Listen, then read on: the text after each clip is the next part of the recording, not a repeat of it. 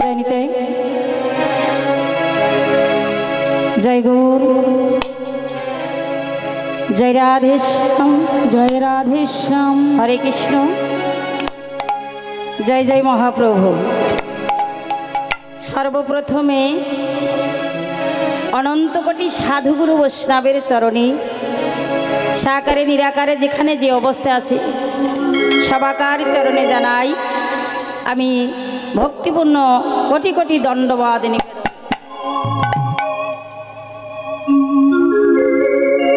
तारपरे जानाई आमार पिता मातार चरणे असंख्य कोटि प्रणाम निवेदन।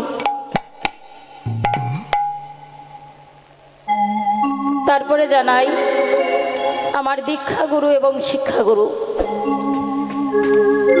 आमार दीक्षा गुरु जिनी तिनी हलेन श्रीधाम बृंदावने बनमाली दास बाबाजी तार चरणे जानाई आमी असंख्य कोटि दंडवाद निवेदन करलाम। तारपरे जानाई सकल ग्रामबासी ब्राह्मण वैष्णवेर चरणे आमार असंख्य कोटि प्रणाम निवेदन। आजकेर এই আসরে पातीखाली मंडल बाड़ीते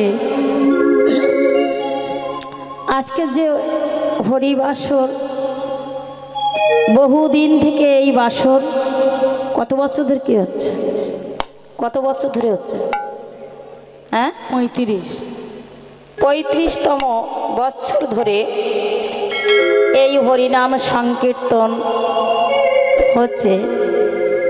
তাই আজকের আমরা প্রতি বছরের ন্যায় এবছরও আমরা সবাই সমবেত হয়েছি।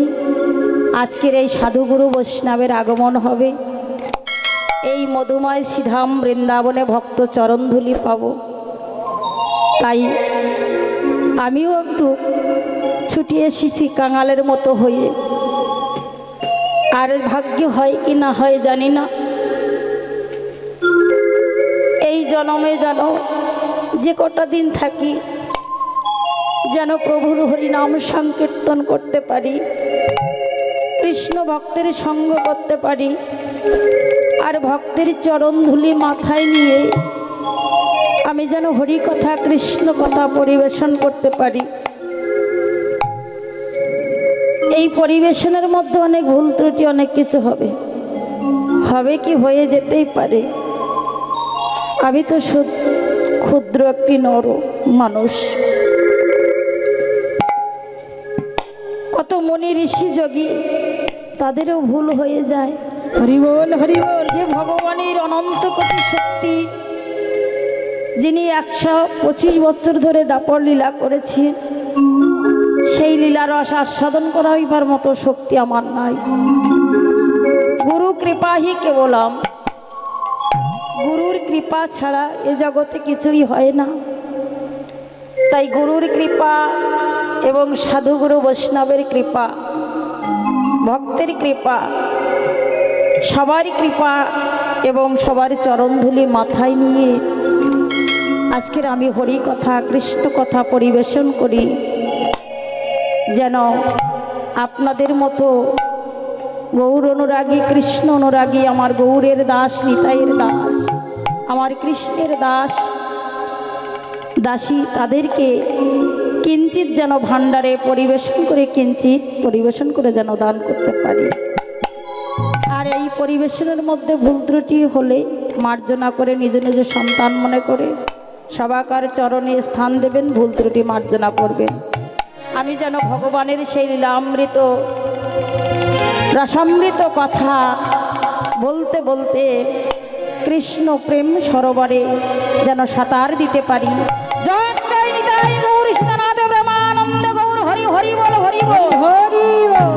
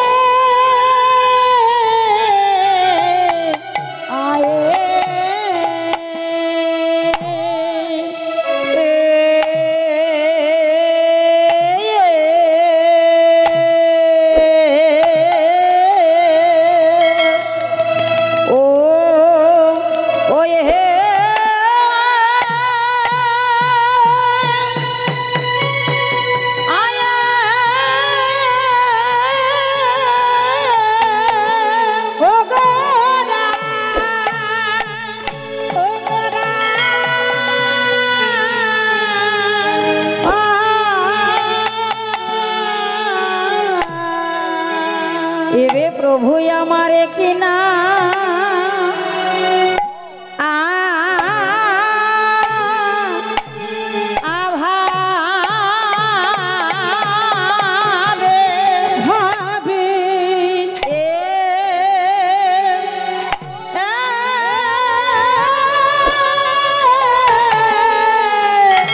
ওরে কিনা ভাবে ও নাই ও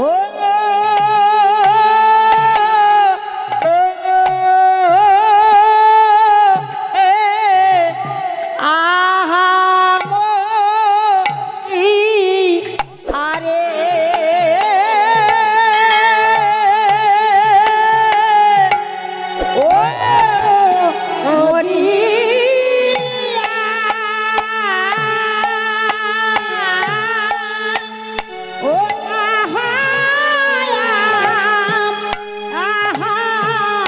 আরে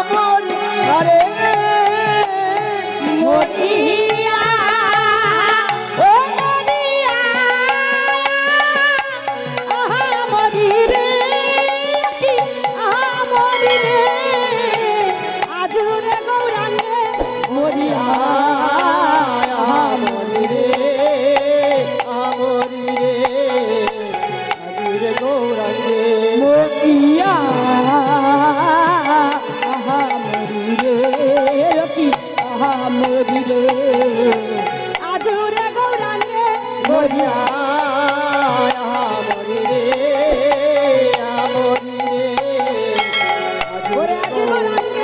আরে ও আজুরে আজুরে গৌরাঙ্গে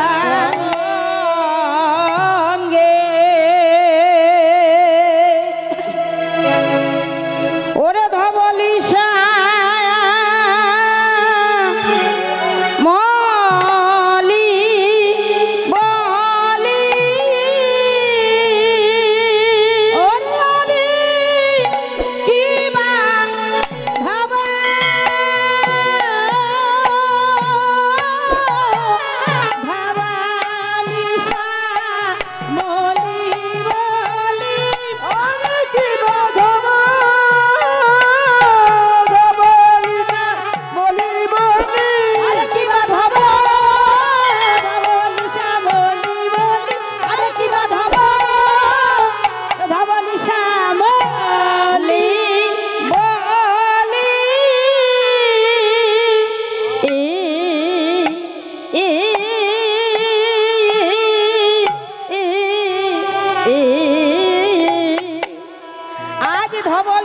বলি বলি সচির নন্দন গৌর হরি আমার আরে ও ধবলিশা মলি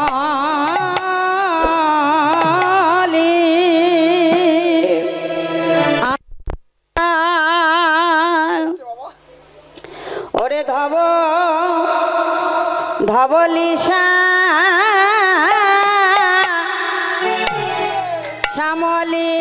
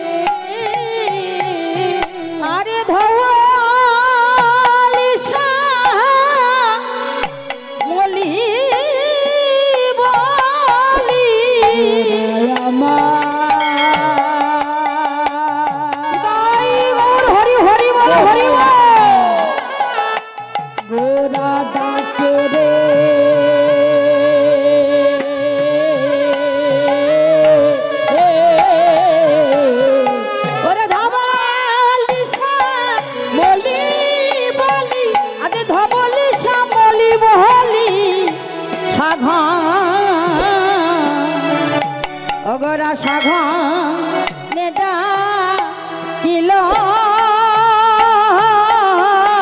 আরে ধবলি শ্যামলি বলি ধবলি শ্যামলি বলি সঘ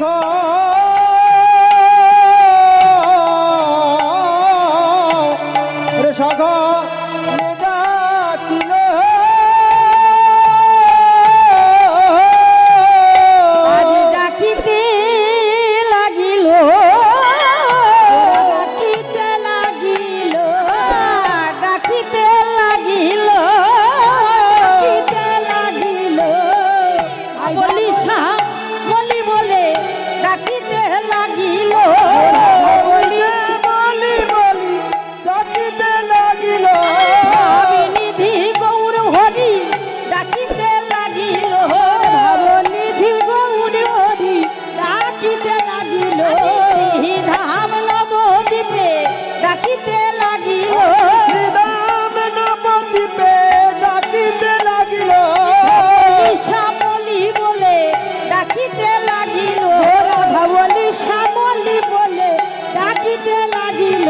পুরব লীলা মনে করি ডাকিতে লাগিল লীলা মনে করি ডাকিতে লাগিল ডাকিবে না কেন গা যাইবে না কেন গা ডাকিবে না কেন গা যাবে না কেন গা জয় গৌর সেই কৃষ্ণ ডাকিবে না কেন গা জয় গৌর সেই কৃষ্ণ ডাকিবে না কেন আমার জয় গৌর সেই কৃষ্ণ ডাকিবে না কেন গা জয় গৌর সেই কৃষ্ণ যাইবে না কেন গা আদি ধুড়া চূড়া গোপন করি ডাকবে না কেন গা ধারা চূড়া গোপন করে নাম ধরেছে গৌর হরি ধারা চূড়া গোপন করি হয়েছে গৌর হরি নিদাই গৌর হরি হরি হয়েছে গৌর হরি ধারা চূড়া গোপন জয় হয়েছে গৌর হরি বলে ডাকবে না কেন গা আজ ধবলি শ্যামলি বলে শ্রী শচির নন্দন গৌর সুন্দর আমার নদিয়ার মাঝে আবির্ভূত হয়েছে মহাপ্রভু আমার এই কলিযুগের মাটিতে নদিয়া নবদ্বীপ ধামে অবতীর্ণ হলেন শচীগর্ভ সিন্ধু মাঝি আমারে গোলকে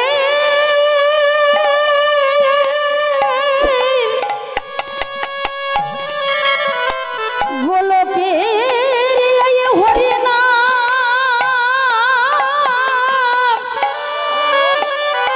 এই হরি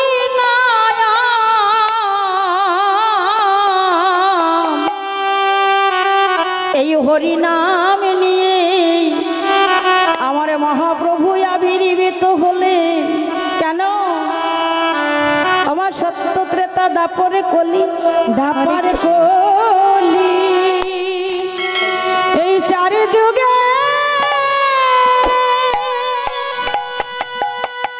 এই চারি যুগে ভগবান আমার এই হরি নাম মহামন্ত্র নিয়ে এলে আমার ভগবান সত্য যুগে অর্পণ হয়নি ত্রেতায় হয় নাই দাপারে হয় নাই আজকের মধুমাকা হরি নামে এই কলি যুগের মাটিতে আমার ভগবান কেন আনলেন কেন আনিলে আমার ভগবানের আনার কারণ কি এটা তো 3 যুগে অর্পণ করা হতো সেটা হয়নি কেন সেটা প্রয়োজন হয়নি কারণ প্রয়োজন কেন হয়নি ভাগবতে বলছেন কীর্তিতে যদ্ধায় মন্ত্রতায় যত মুকরং দাপুরি সেবা পরিচর্যাং পলব হরি নাম সংকীর্তন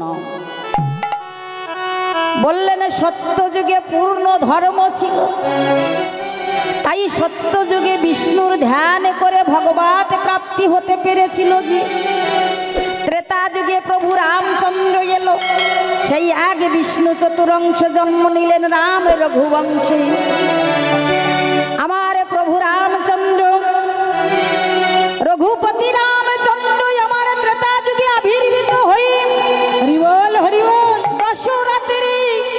ঘরে কৌশল্যার উদারে আমার ভগবান এই আবির্ভূত হলেন।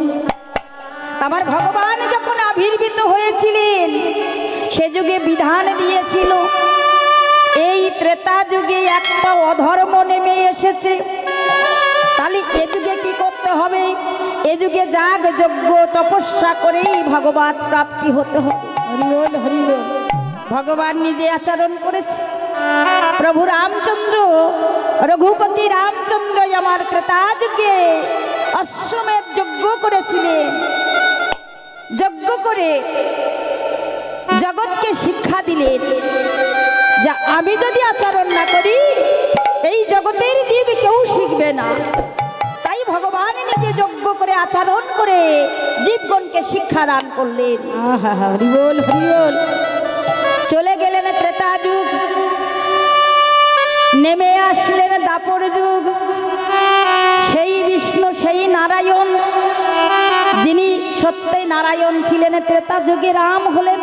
সেই রাম আবার দুই অংশ হয়ে দুই কলা হয়ে অবতীর্ণ হলেন কংসের কারাগারে দেবকীর উদারে। আজকে দেবকীর উদারে যখন আবির্ভূত হয়েছেন ভগবান আমার যুগে যুগে আবির্ভূত হন। ভগবান কোনোদিন জন্মগ্রহণ করেন না, ভগবান যুগে যুগে আবির্ভূত হন। কখন হন? ভগবান শ্রীকৃষ্ণ গীতায় বলেছেন যদা যদা হি ধর্মস্য গ্লানি ভবতোভ্যন্তরং ভারত যদা যদা হি ধর্মস্য গ্লানি ভবত ভারতভ্যর্থনম ধর্মস্য তদমানং সৃজাম্যহং পরিত্রাণায়ং সাধুনাং বিনাশায় দোষকৃতং ধর্ম সংস্থাপনায় সম্ভবামি যুগে যুগে।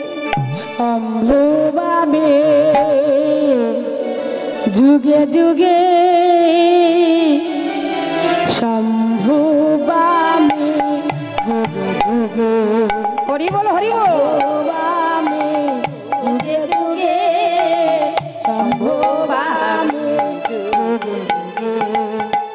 সম্ভবামি যুগে যুগে সম্ভবামি যুগে যুগে। সম্ভবামি যুগে যুগে সম্ভবামি যুগে যুগে। সম্ভবামি যুগে যুগে। সম্ভবামি যুগে যুগে। সম্ভবামি যুগে যুগে। সম্ভবামি যুগে যুগে। সম্ভবামি যুগে যুগে। তাই গৌর হরি হরি বল হরি বল হরি বল। যুগে যুগে সম্ভবামি যুগে যুগে। যুগে যুগে আমার ভগবান আবির্ভূত হয়েছে। তাহলে দাপর যুগে যখন ভগবান আসলেন ভগবান চিন্তা করলেন এ যুগে তো সমান সমান হয়ে গেছে, দুপা ধর্ম দুপা ধর্ম। ভগবান কি করলেন? এ যুগে শুধু মারামারি কাটাকাটি। কংসকে বাদ করলেন অগাসুর বকাসুর ধেনুকাসুর, সবাইকে শুধু মারামারি করলেন। আচ্ছা কলিযুগে আমার ভগবান চিন্তা করলেন হরিবল হরি। এই যে কলিযুগ আসছে ভয়ঙ্কর কলিযুগ, এই ভয়ঙ্কর কলিযুগ হবে বড় ধন্য। কিসে ধন্য হবে? নামে ধন্য হবে। যেটা আমি 3 যুগ ধরে আমি অর্পণ হয় নাই, আজকের কলিযুগের মাটিতে আমি সেটাই বিতরণ করব। তাহলে আমি সত্যযুগে রাজা ছিলাম, রাজিত্ব করেছি।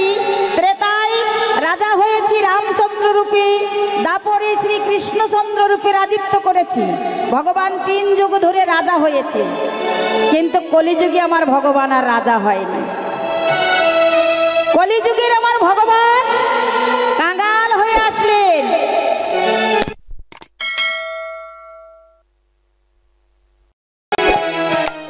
জয়নিতাই। তাহলে আজকের আমার ভগবান কলিযুগে কাঙ্গাল হয়ে আসলেন।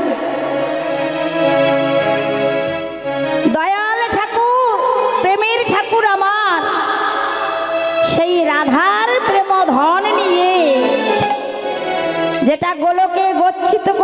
গিয়েছিলেন ভগবান দাপর যুগ শেষাগত রাধারানীর কাছে গিয়ে বললেন, রাধে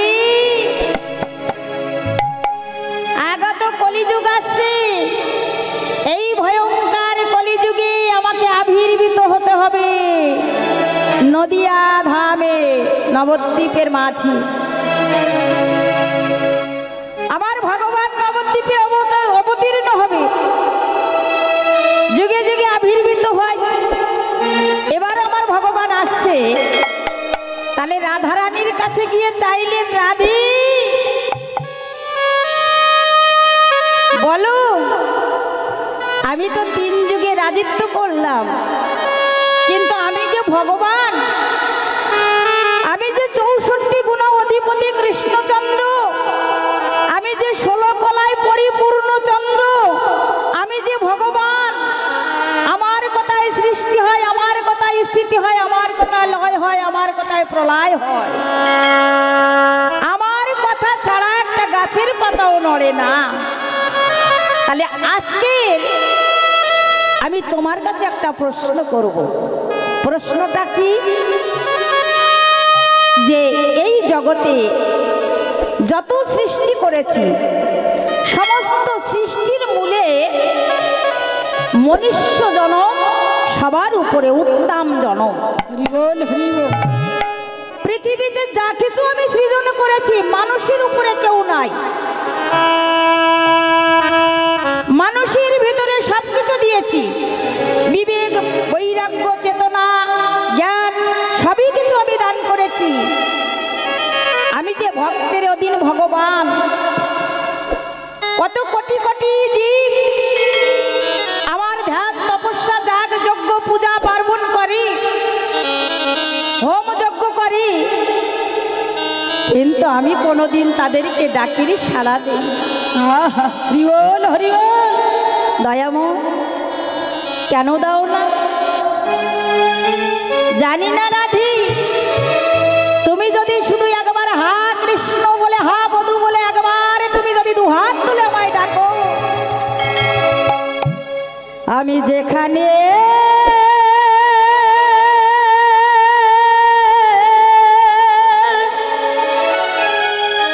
যেখানে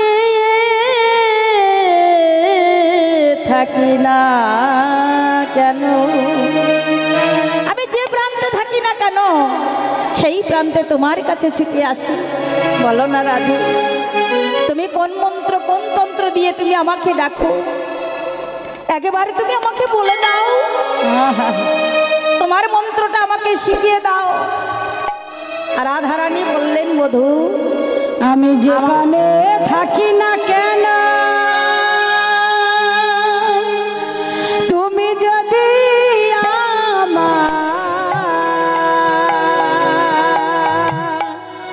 একেবারে প্রাণ বধূ